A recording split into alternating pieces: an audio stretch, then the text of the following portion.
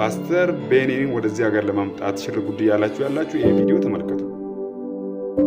ፓስተር ክሪስ የክራይስት ኤምባሲ ዋና ቤተክርስቲያን ዋና መጋቢ ነው። ፓስተር ቤኒን ደግሞ የፓስተር ክሪስ መንፈሳዊ አባት ነው። አሜሪካ ነው የሚገኘው እና እንግዲህ ይሄ ናይጄሪያዊ ደቡብ አፍሪካም በናይጄሪያም በመላው ኢትዮጵያ በሁሉም አቅጣጫ ይሄ ቤተክርስቲያን በስፋት ይገኛል እና የቤተክርስቲያን አገልጋዮች እንደ መልአክ ክንፍ ተገጥሞላቸው እነሱ ፓስተር ክሪስ እና ፓስተር ቤኒን ደግሞ ከኋላና ከፊት እንደ ትናንሽ እግዚአብሔሮች በነጭ ፈረስ ላይ ሰረገላ ላይ ቁጭ ብለው አክሊል ተደፍቶላቸው ይመለካል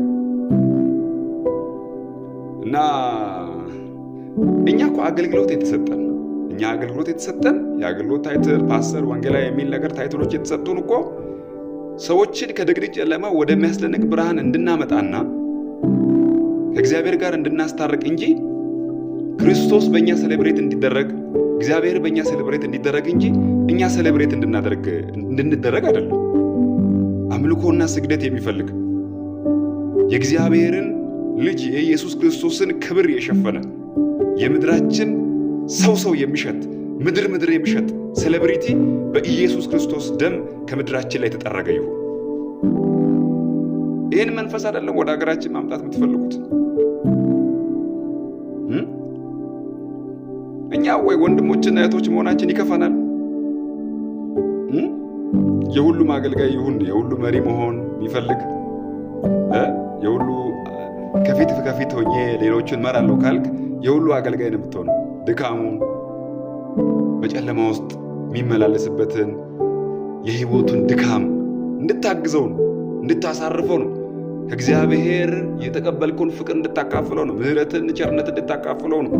እንደገና ደግሞ በእግዚአብሔር ባህሪ እንድትቀርጸው እግዚአብሔርን እንዲመስል ነው እኮ የተሰጠ ታይትል እንጂ ለመመለክ ከሆነ ምን ይሰራል? ይኸው እንግዲህ አምልኮ ስግደት ተመልከቱ ሴሌብሬት ሲደረጉ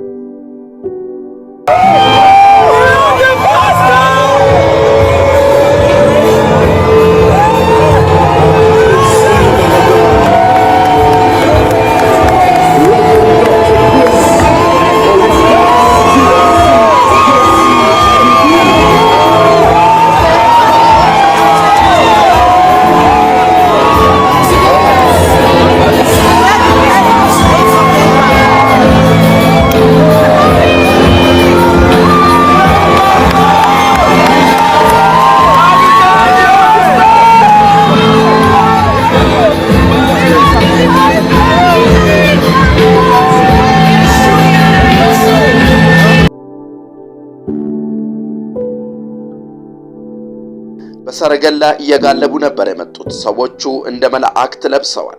አደራረጋቸው ሁሉ ልክ እንደ ሰማይ ነበር። ፓስተር ክሪስ አክሊል ደፍቶ በአህያ ላይ ተቀምጦ ነበር የመጣው።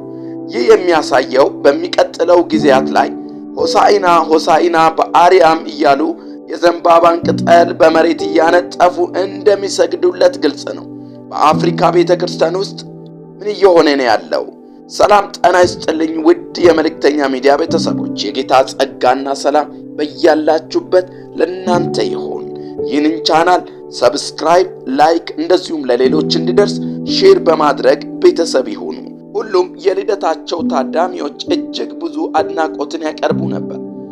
ይህ ምናልባትም እስካሁን ካየናቸው ሰዎች ሁሉ እጅግ በጣም ስድብና ጣዖት አምላክነት የሆነው የልደት በዓል ነው።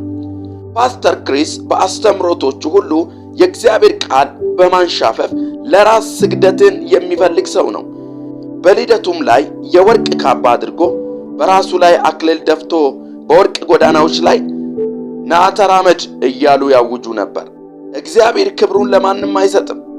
መጽሐፍ ቅዱስ በሐዋርያት ሥራ ምዕራፍ 10 ቁጥር 25 እስከ 26 ሲናገር ጴጥሮስም በገባ ጊዜ ቆርኔሌዎስ ተገናኝቶ ከእግሩ በታች ወደቀና ሰገደለት።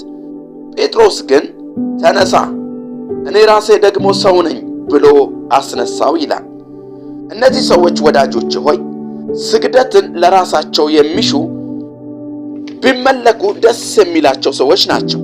በዚህ ስፍራ ጴጥሮስ እንደ ማንኛውም ሰው መሆኑን ሲናገር እንመለከታለን። ስግደት አይገባኝም ብሎም በጥብቅ ሲያስጠነቅቀው እንመለከታለን። እነዚህ እንደ መላእክት የለበሱ የመላእክት አለቆች እንደሆኑ በማሰብ ክንፎቻቸውን እያወዛወዙ ይሰግዱላቸዋል። ምክንያቱም በዚህ ቦታ ፓስተር ክሪስ እንደ ኢየሱስ ክርስቶስ ነው። በመዝሙር 82 ቁጥር 6 ላይ እኔ ግን አማልክት ናችሁ፣ ሁላችሁም የልዑል ልጆች ናችሁ የሚለውን በመውሰድ ለራሳቸው በተሳሳተ መንገድ ስግደትን ይፈልጋሉ። አማልክት የሚለው ቃል ስለ ገዢዎች፣ ስለ ስልጣን የሚያወራው ሐሳብ ነው። እግዚአብሔር አዳምን ገዢ፣ አስተዳዳሪ፣ የኤደን ገነት ጠባቂ አድርጎት ነበር። ይህም ሐሳብ ከዚህ ሐሳብ የተለየ አይደለም። አዳምና ሔዋን በአካል ግን መለኮት አልነበሩም።